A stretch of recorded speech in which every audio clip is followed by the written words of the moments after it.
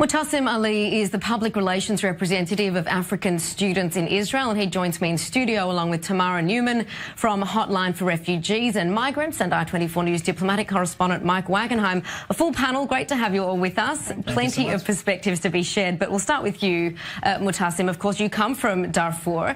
That's the latest news update when it comes to Israel's migration policy systems. Talk us through some of the main issues that migrants face when coming through Israel's processing system for migrants, asylum seekers, refugees. First of all, I think one of the major problems, and I really faced that as when I first tried to apply for asylum, is the continuous denial from the Ministry of Interior not to give a chance to apply for asylum. And that's part of the reason why thousands of asylum seekers failed to apply for asylum in the very beginning. And then after that, even after you apply, cases are not processed intentionally because the policy of the government is to make it as difficult as possible for asylum seekers to leave Israel. That's the main policy.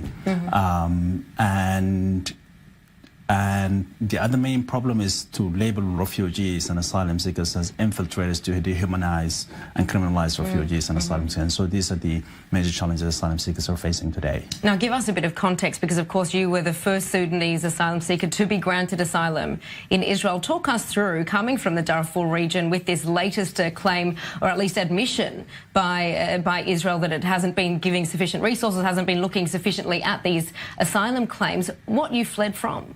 I'm glad you asked this question, because most of the time I really, as refugees, we tend to focus more on problems that we face in host countries like Israel, and we barely speak about what is happening back home. And I think this is really important for me to highlight the situation in Darfur, as the manslaughter and genocide is still happening today. Nobody's reporting about the atrocities and the displacements and systematic persecution to specific ethnic groups, only because to change the racial identity of Darfur. And today we have hundreds of thousands of refugees in neighboring countries, millions of displaced persons within Sudan. And today, actually, displaced persons and refugee camps in Chad and within Sudan are basically under process of dismantling by the government of Sudan, so that simply displaced persons would have no place to go other than going back to militia, where they persecute and kill them.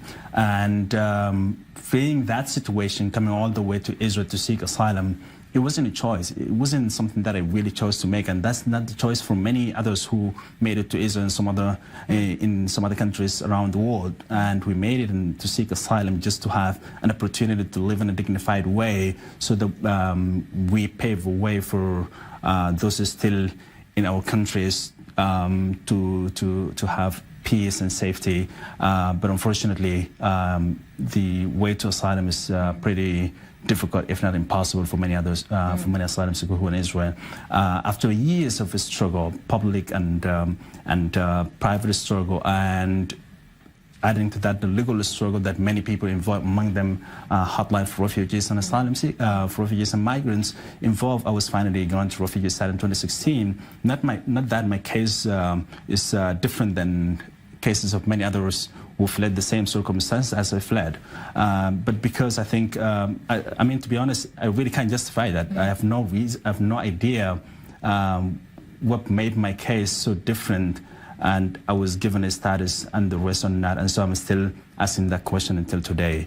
But hopefully the situation will change for the rest of the community today. Certainly, we're certainly glad that you're here and that your asylum claim was processed. I want to ask you more broadly, though, with all of those points that have been raised, and many of the concepts talking about dehumanising these asylum seekers, calling them infiltrators, and the processing system itself talking about the fact that it's made intentionally difficult for their asylum claims to be processed, what would be your message to the Israeli government? on international migrants day? I guess the message is to step up and for Israel to take some small piece of responsibility in the global refugee crisis. What that would look like would be operating a refugee status determination system in line with UNHCR guidelines, which allows people the opportunity to apply for asylum, to prove the circumstances in which they were forced to migrate to Israel, and then those who are able to do so, award them a status that allows them to live a life in dignity here under protection. So, Mike, what is Israel's stance around African migrants? Because, of course, we're hearing how it's received on the receiving end. What is Israel trying to achieve if it's intentionally trying to make the process difficult for people to receive asylum? Biding time until it's either legally acceptable or operationally acceptable to deport migrants either back home where they came from or to a third country that the international community would accept and deem safe. It's not only the de facto policy. Many government officials have come out and said it. Prime Minister Netanyahu reached a very, very brief accord with the United Nations last year to deport about half of the migrants and keep half of them here. Got a lot of blowback from his political right and backtracked on that deal. So really, it's for this government, it seems to be all or nothing. They're waiting for the situation in Eritrea to get better, which it has a little bit lately with the cessation of hostilities with Ethiopia. They've granted a bit more group protection to the Sudanese, but are thinking now about taking that away as well. So they're just biding their time until they can legally do it. What's behind that? What's the motivation for that? Biding the time? Well, yeah. Why is that what they're trying to achieve? To allow the time to pass to be able to deport the migrants as opposed to bringing them in? Israeli government doesn't want migrants in. And it's not just Eritrean and Sudanese and African migrants at large. Eastern European migrants are coming here from Ukraine and Georgia through visa waiver programs.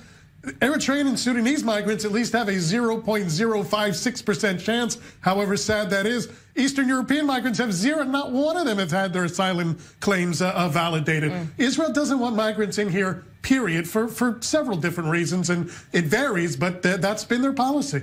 All right, looking at, of course, there have been protests across Tel Aviv, mainly in South Tel Aviv, where a lot of the African migrants end up living. What do you say to those residents who are effectively saying, send them back to where they've come from, or we don't want them living here in South Tel Aviv?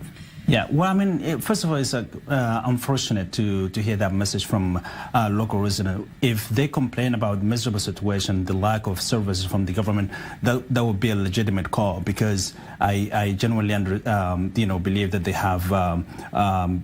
have serious concerns, and the government is supposed to take more action to take care of issues that local residents are facing. But asylum seekers are not the one to blame about every problem in South Tel Aviv for marginalized neighborhoods in Israel. And I think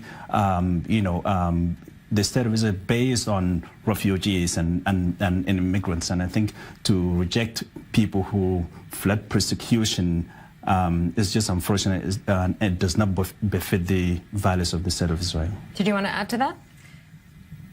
Yeah, I mean, unfortunately, because there was an absolute lack of policy for so many years when refugees arrived, that's caused the situation in South Tel Aviv. It didn't happen by chance. It happened by very much a purposeful policy. And ever since then, the government has come up with various policies, as Mike mentioned, that are really aimed at trying to push people out. And it's because of that tension that actually came as a result of government policy. And now they're in a situation where it's all or nothing, as you described, because it has become such a political issue, and really what we're talking about is vulnerable people who fled persecution that are really being used for various political agendas. And we continue on with the politics of it now. A study, not so much a study, but data released today through Freedom of Information Act showing that crime in the Eritrean and Sudanese migrant communities are several times higher than the rest of the population. That'll certainly be used both ways. Those anti-migrant sentiments will point to that and say, see, we told you so,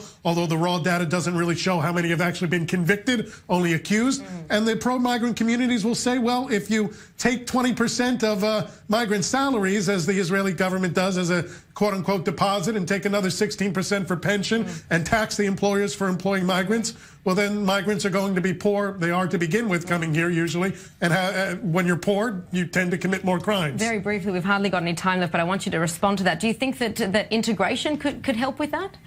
First of all, I want to respond very quickly to the data released by police upon request of Israeli Immigration Center. I think, first of all, this is the same immigration center that, proposed the deposit law to make it difficult for asylum seekers, number one. And that is really misleading. And I think one thing that, if I can say at this point, is to make a distinction between immigration and criminal cases. Immigration is a civil act, and crimes or criminal matters. And so the distinction should be drawn on this issue. Absolutely. There's always context in every story.